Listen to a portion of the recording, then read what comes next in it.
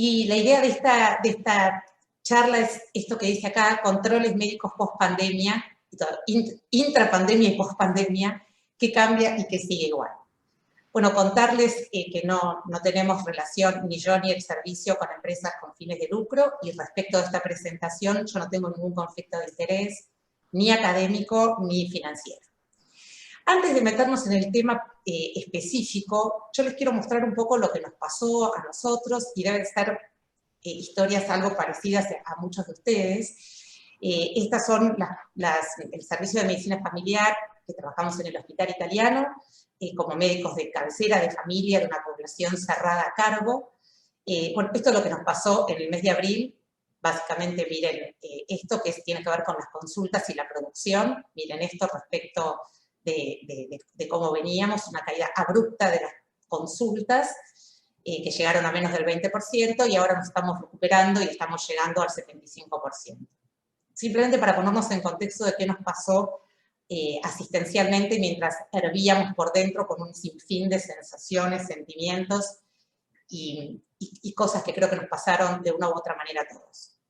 Pero simultáneamente con esto, con la caída de las consultas, nosotros tenemos un sistema de mensajería con nuestros pacientes a través de la historia clínica, y este gráfico nos está capturando, fíjense, 2020 respecto de 2019, la explosión que hubo hacia la semana 14 a 16, las semanas epidemiológicas, un aluvión de mensajes, que es lógico, coincidiendo con si bien el hospital nunca dejó de atender, pero hubo una especie de lockdown, como se dice, porque disminuyó mucho la oferta presencial, la gente además no quería venir, o le decíamos que no podía venir por distintos, no nosotros específicamente, sino el discurso dominante.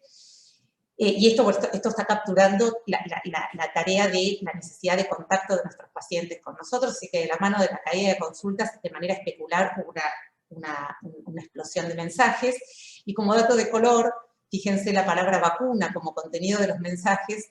En el año 2019, un poco porcentaje de los mensajes hablaban de vacuna, y acá realmente más de un 30% de los mensajes nombraban esa palabra, obviamente vinculada a la vacuna antigripal y antineumotóxica, simplemente para ponernos en contexto de lo que nos pasó. Y bueno, y en todo este tiempo hemos estado inmersos en un discurso o en una preocupación de la mano de el quédate en casa, sobre todo en la Argentina. Sé que hay colegas de otros países y hay distintas provincias que fueron transitando las etapas de la pandemia no de manera sincrónica con el AMBA, pero bueno, empezó a haber ciertas voces de alerta de, por ejemplo, esta cardiólogos alerta que la gente no viene a la consulta por miedo a contagiarse, de ADECRA, que es una cámara de clínicas y sanatorios, llamando a que la epidemia de coronavirus no elimina ni posterga otras enfermedades, el desafío de no caer en la desatención. Un informe en abril de este año que mostraba realmente una caída del 74% interanual de abril a abril en consultas en la emergencia, ingresos totales 50%, angina de pecho 62%, accidentes cerebrovasculares 46%. O sea, empezó a haber algunas llamadas de alerta de cuidado, porque está intentando proteger a la población con el quédate en casa y este discurso que se hizo de que los hospitales, centros de salud, clínicas, etcétera, eran lugares inseguros, y la verdad que terminaremos de ver todo esto, el balance de la pandemia, dentro de algún tiempo. Y esto realmente sí es preocupante, porque todos sabemos que hay una hora de oro en los accidentes cerebrovasculares, hay una hora de oro en el infarto agudo del miocardio, y esto realmente es preocupante.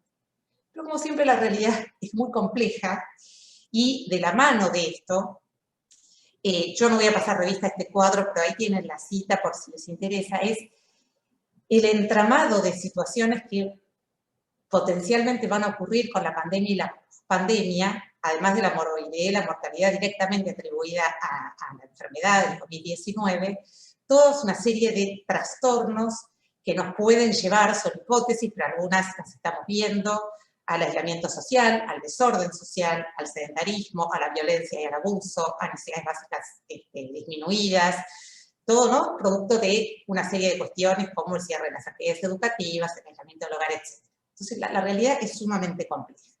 Entonces, en ese marco de complejidad, de la preocupación por haber dejado de ver patología aguda, grave, y que tiene un tiempo para consultar y que no consultar en ese momento puede ser grave, esta otra complejidad que es todo el enlazado y el entramado de cómo va a terminar esta historia, que probablemente van a pasar algunos años hasta que podamos hacer el balance de las muertes directas, no tanto, pero de todo lo indirecto sí. Pero acá viene la contracara, ¿no? Siempre yo por lo menos con el lado B. Y de la mano del discurso de la preocupación por la gente que dejó de venir para cosas graves y que potencialmente pueden cambiar la historia, tenemos una oportunidad de repensar cosas que siempre desde la medicina familiar pensamos, y con una mirada en la prevención cuaternaria, que es reducir aquellos cuidados en salud que se llamamos de bajo valor, lo que en inglés dice low value care, o sea, cuidados de bajo valor, que tiene que ver con proveer cuidados que o no tienen beneficios o inclusive tienen daños y que los usos y costumbres han hecho que los practiquemos. Entonces, de la mano de la preocupación por la gente que dejó de venir, aparece una mirada, que es esta que yo voy a recorrer en pocos minutos, simplemente para dejarles algunas ideas. Si no debiéramos aprovechar esta oportunidad para repensar y reducir todo lo que es el cuidado médico innecesario. Y de hecho, por eso pongo las capturas de alguna bibliografía al respecto, que ahora voy a desarrollar algunas ideas. Muchas personas que están escribiendo de esto, ¿no? Digamos, la desimplementación de prácticas, sobre todo de tamizaje, preventivas, entre comillas, que están tan arraigadas en la cultura y en los profesionales, si no es un buen momento, ya las tendríamos que haber discontinuado antes de la pandemia, porque no es por la pandemia que hay que discontinuarlas, sino porque son de bajo valor y pueden traer más daños que beneficios, pero aprovechar este parate, esta discontinuación medio forzada que hubo de algunas prácticas, para realmente ver cómo volvemos o cómo debiéramos volver y pensar un poquito. Y así como yo les mostré algunos datos que son preocupantes, como lo de los infartos, el ACV y algunas cuestiones, hay otras cosas que son discursos alarmistas que personalmente no comparto. Por ejemplo, en el mes del cáncer de mama pusieron, bueno, que porque la gente no se hace la mamografía, alrededor de un 60% de nuevos casos no se diagnosticarían este año. A mí personalmente no me preocupa porque es lógico que si no se hace mamografía no se hace diagnóstico. La pregunta del millón es si esto va a afectar la mortalidad por cáncer de mama o no lo va a afectar. Y como sabemos que gran parte de los cánceres de mama son sobrediagnósticos, de este titular no podemos sacar ninguna conclusión. Es más, hay quienes piensan en el mundo, sobre todo en el Reino Unido, que tiene un programa de tamizaje de cáncer de mama, que ustedes sabrán que se invita a las mujeres, es un programa que lleva más de 40 años, 40 y pico de años. Los mismos británicos dicen, bueno, aprovechemos que se discontinuó el tamizaje y usemos este parate obligado para reevaluar, como una oportunidad para reevaluar este programa de tamizaje de cáncer de mama que está tan cuestionado en el mundo, no el de los británicos. El tamizaje de cáncer de mama está cuestionado en el mundo y tal vez esto sea una oportunidad de poder ver realmente qué pasa. Entonces, como ustedes ven, yo estoy cabalgando en la complejidad, en cómo hacer que la gente salga de la casa cuando tiene que salir, y acá en el hospital hubo un eslogan para el Día Mundial del ACV que decía que el ACV no se quede en casa, y me pareció muy razonable, pero por otro lado, cómo no poner alarma en que si te perdiste el chequeo te puede pasar algo, porque lo más probable es que si te perdiste el chequeo, y más como estamos habituados a que se hagan, lo más probable es que la persona no sea dañada, sino todo lo contrario. Pero le sumo complejidad, porque en la Argentina, que coexisten varias Argentinas, hay gente que no tiene el acceso más elemental a lo mínimo del control en salud. Entonces, tal vez los que vivimos esa sobreutilización de prácticas de bajo valor, estamos en una posición distinta de aquellas personas que trabajan en lugares donde a lo mejor los pacientes o las personas de la comunidad no acceden a lo mismo. Así que la complejidad es bien compleja. Fíjense, lo puse literal por esto del cáncer de mama, ahí está el nombre de la persona, ella dice, detener el cribado plantea poco peligro en general, la pausa de los servicios es una oportunidad de oro para que el Comité Nacional de Cribado haga esa pausa, reconsidere las críticas al programa, hablamos de cáncer de mama. Creo que millones de mujeres están mejor si no reciben las invitaciones, en el Reino Unido. Los médicos de familia deben aconsejar a las mujeres que asistan si tienen preocupaciones o síntomas, pero pueden asegurarles a las mujeres asintomáticas que la detección en sí no importa mucho, muy provocador esto puede armar mucho ruido, pero si les parece muy fuerte esto de no importa mucho, cambiémoslo por no pasa nada si un año, población de riesgo habitual, no se hace la mamografía, que de hecho la solemos hacer más seguido a las personas que acceden que lo que está recomendado. Necesitamos reservar recursos y tratamientos para mujeres con cánceres reales, no para cánceres sobrediagnosticados. Entonces, como en prevención y en medicina en general, muchas veces menos es más,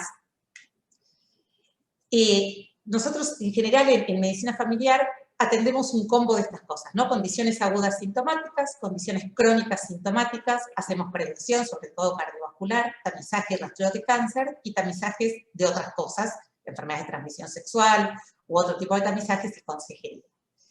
En cada una de estas apartados que yo les menciono, hay prácticas de alto valor y prácticas de bajo valor. Cuando decimos prácticas de alto valor son las prácticas con recomendación fuerte a favor de ser realizadas, porque está claro que los beneficios superan los daños. Entonces, ¿cómo pensarnos en muchas de las prácticas que ya debimos haber descontinuado en todas estas iniciativas que muchos de ustedes conocen, de Choosing Wisely Internacional, que es elegir sabiamente, o del movimiento de Less is More, menos es más, y otros movimientos internacionales, cómo aprovechar esta oportunidad pandémica para poner definitivamente en agenda este tema. Entonces, hay prácticas que claramente no hay que descontinuar, me refiero a prácticas preventivas, y una de las prácticas preventivas que corrió riesgo en muchos lugares del país, incluso en la ciudad de Buenos Aires, son las inmunizaciones, especialmente en la infancia. Entonces, no se discute. A mí me hubiera gustado escuchar tan fuerte como quédate en tu casa, la frase salí de tu casa y vacuná a tus hijos y a tus hijas, con la misma intensidad, y no la escuché. Entonces la digo ahora, que nuestros pacientes salgan de las casas a vacunar a los niños y a las niñas. Esto es importante y es urgente.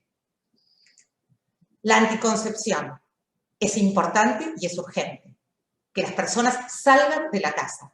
Optemos por métodos de larga duración para que transiten lo menos posible por los centros de salud, tengan que viajar lo menos posible, lo que ustedes quieran, pero que salgan de la casa a buscar anticoncepción. Pero el corazón de la cuestión, digamos, de lo que yo quiero hacer hincapié, porque a veces es lo menos intuitivo, es que muchas visitas de rutina que hacen los adultos, pero también niños y niñas, y también las personas gestantes para controles obstétricos, pueden ser realizadas a intervalos más largos, pero no porque estamos en la pandemia. Porque hay que hacer los intervalos más largos, porque hacerlos a intervalos más cortos aumenta la probabilidad de daños, de falsos positivos, de cascadas diagnósticas, y ahora le sumamos los daños de que se amontonen en la sala de espera, si hay mucha circulación comunitaria del contagio, etc. O sea que hay que priorizar las estrategias que brinden más valor a las personas que más puedan beneficiarse. Entonces, en todo lo que sea discontinuado, si hay que recomenzar por las prácticas de alto valor. En estos días en Buenos Aires, como hay bastante apertura y la gente está con cierta cuestión de perder un poco perder el miedo, por decir de algún modo, me están empezando a llegar mensajes de las personas que no me hice el chequeo en todo el año, me puedo hacer los análisis. Entonces, ¿qué recomenzar? ¿Qué recomenzar y qué mantener? Las prácticas fuertemente recomendadas, ahora vamos a mencionar algunas, y a los intervalos adecuados, por favor, porque la mejor práctica del mundo, si se hace a intervalos más cortos de los recomendados, puede hacer que se pierda el equilibrio entre beneficios y daños.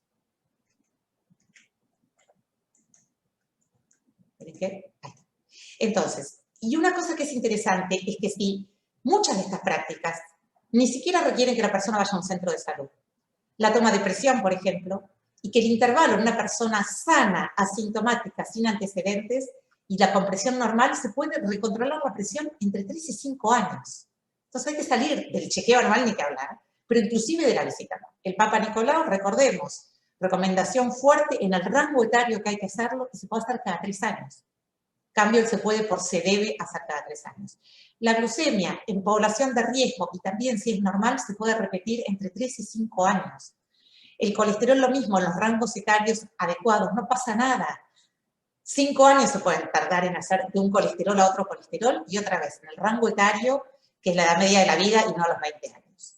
El HIV, que lo hacemos poco, es en la edad adulta al menos una vez, y el cáncer de colon es una oportunidad, a lo mejor, si bien nosotros en el hospital a veces damos a optar sangre oculta o videocolono, es un momento tal vez para tratar de recomendar más la sangre oculta, que requiere menos contacto hospitalario y dar vueltas por el sistema, y etcétera, etcétera.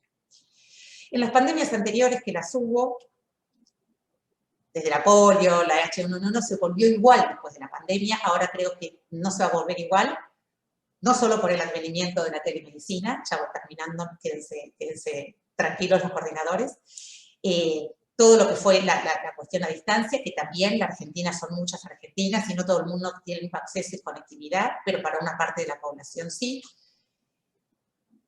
Definitivamente instalar aquellas cosas que no hay que hacer, que no hubo que hacer nunca, pero menos en medio de una pandemia, pero que no hay que hacer, y volver a poner en agenda todas las prácticas de bajo valor, electrocardiogramas en bajo riesgo, Doppler carotidio, espirometría a todo el mundo, las rutinas de sangre anual, la ecografía transvaginal. Aprovechar esta oportunidad, porque además las personas están más permeables a que uno les diga, por ahora no, lo vamos a hacer el año que viene, y aprovechar toda esta pausa para educar, educar y educar. Y no recomenzar aquellas cosas que nunca debemos haber hecho, y pongo 2, la vitamina D, que es un tema psicótico, ya no sé qué pasa con la vitamina D, aprovecho para decir que no hay que dosar vitamina D en asintomáticos, ni antes de la pandemia, ni en la pandemia, ni después de la pandemia, hasta que no haya ensayos clínicos que demuestren lo contrario, o citar a las personas para hacerles tamizaje de cáncer de piel, es una práctica que tiene evidencia insuficiente, y cuando en prevención hay evidencia insuficiente, es mejor abstenerse. Para terminar, hicimos bastante hincapié en algunas cuestiones preventivas que dependen mucho del tamizaje, de las acciones médicas o del sistema sanitario, y que tenemos que repensar definitivamente. Las tuvimos que repensar antes, las tenemos que repensar doblemente ahora. Poner en agenda todo lo que tiene que ver con la prevención, las condiciones de vida, los determinantes sociales de la salud. Y pensar que tenemos que tener una mejor práctica de acá para adelante en todo aquello que es, como decíamos antes, de bajo valor, y pensarnos a los médicos y médicas de familia y a todo el equipo de salud, que si discontinuamos las prácticas de bajo valor y dejamos de estar entretenidos en el seguimiento de los resultados y los hallazgos de todas estas prácticas de bajo valor y potencialmente dañinas, el sistema y nosotros mismos vamos a estar mucho más disponibles para atender a las personas que sufren, que son las que definitivamente no podemos dejar sin acceso, son los primeros que hay que atender. Las personas que sufren, las que están padeciendo. Y además, nos va a quedar más tiempo para poder orientar mejor a aquellas personas que sí o sí tienen que venir a una consulta presencial, y que no nos pase esta paradoja de que tengamos llenos los hospitales, las clínicas y los centros de salud de pacientes haciéndose prácticas de bajo valor dañinas, obturando el acceso a personas sufrientes. Y si todo esto ocurriera, haríamos un granito de arena para que el sistema sea más justo, más equitativo y más solidario. Bueno, muchas gracias por la atención. Quedo disponible para preguntas si las hago, voy a mirar el chat. Karin, todavía no hay preguntas, nos olvidamos de avisar que pueden mandarlas por el chat de YouTube. No sé si querés hacer alguna aclaración, querés contar un poco cómo le contás esto a los pacientes de el no es necesario cuando vienen ahora post pandemia a quererse hacer todo como si el mundo terminara. Sí, algunas cosas, porque uno piense, digamos, en el momento en que las personas tenían miedo de venir por el temor al contagio, nosotros hicimos mucha comunicación de que el hospital era un lugar seguro para justamente hacer que la gente que tenga que venir venga. Ahora la gente está mucho más relajada con las aperturas en la ciudad de Buenos Aires, y siente que tiene que recuperar ese tiempo que perdió justo de la mano de este discurso medio loco, que es que se sabe que hay situaciones, como decíamos, de los infartos y demás que veremos qué ocurre. Mientras educo a mis pacientes, muchos ya, yo entiendo que mis pacientes hace mucho que están conmigo, así que ya saben mucho lo que pienso y demás, pero ahora que no está tanto el temor al contagio, sí hay que seguir insistiendo en las prácticas de distanciamiento. Entonces es importante que no se nos aglomeren las personas en la sala de espera. Es importante que la gente viaje lo menos posible en el transporte público. Para los chilenos en la guagua. O sea, sigue habiendo, el distanciamiento social es una práctica que tenemos que seguir recomendando. Entonces, ese es un argumento, o cuando alguien dice, uy, no, y me dieron la mamografía para no sé cuándo, no puede haber un sobreturno. Entonces, calmar a la gente, decirle, mira, la mamografía está recomendada cada 2 años, mejor sobre turnos no, porque eso agolpa gente en la sala de espera. Los turnos en muchos lugares del hospital son más largos por todas las medidas de sanitización y desinfección que hay, por lo cual hay lugares donde hay reducción de turnos, etcétera, etcétera. O sea, usar la pandemia un poquito como trampita, ¿no? Si bien es cierto que no queremos que se aglomeren en la sala de espera, aprovechar la ocasión para educar, que hay muchas prácticas que hacíamos que sabemos que no son necesarias, y sobre todo, lo más fácil de educar y que la gente acepte son los intervalos. La discontinuación de algunas prácticas es más difícil, pero el intervalo adecuado, si uno lo explica y si hay acuerdo en el discurso hospitalario, es más fácil. Bueno. Hola, yo quería decir una cosa, Karin, una pregunta que hicieron ahí en el chat, que es como algo para...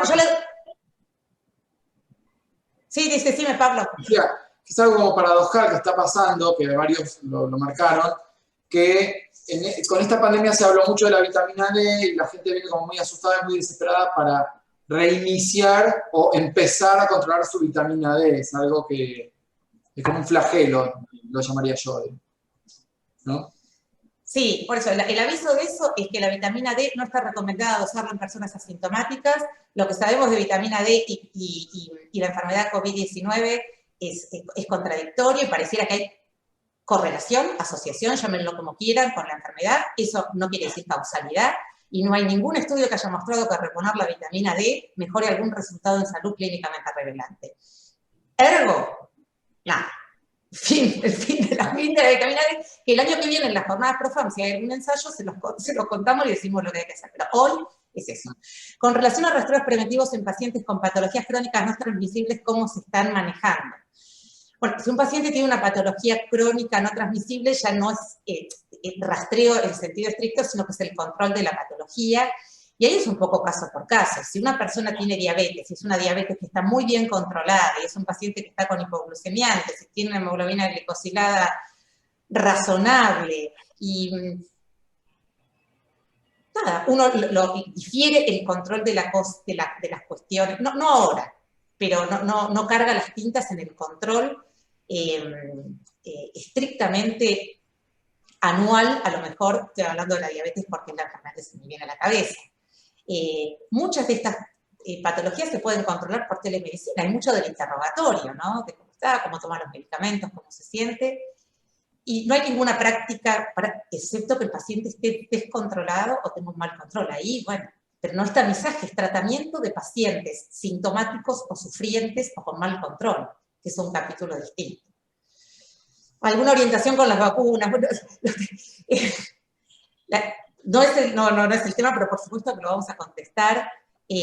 Las vacunas, como cualquier medicamento o desarrollo farmacéutico tecnológico, hay que esperar que termine la fase experimental, que se apruebe por los organismos que tienen que aprobar en el mundo y en la Argentina, después de haber visto la data de eficacia y seguridad. Y la única excepción que hubo con estas vacunas es que se aceleraron un poco los tiempos, se colapsó un poco la fase 1 y la 2, pero sigue el derrotero de cualquier medicamento. Si se aprueban por la EMEA, por la FDA, por el ANMAT, serán eficaces y seguras y habrá que vacunarse o será optativo vacunarse. Muchísimas gracias, Karin. Bueno, muchas gracias a todos por la atención y los dejo.